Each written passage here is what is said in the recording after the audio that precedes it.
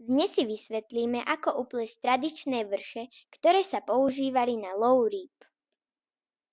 Pripravíme si nepárny počet ohybných prútov rovnakej dĺžky. Na jednom konci ich zaostríme.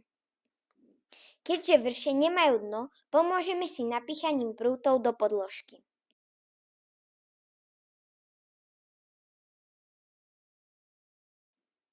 Hore prúty pevne zviažeme.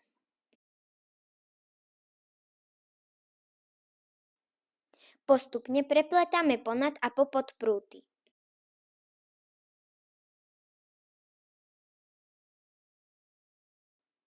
Je ich nepárny počet, aby sa nám to striedalo a vrše boli pevné.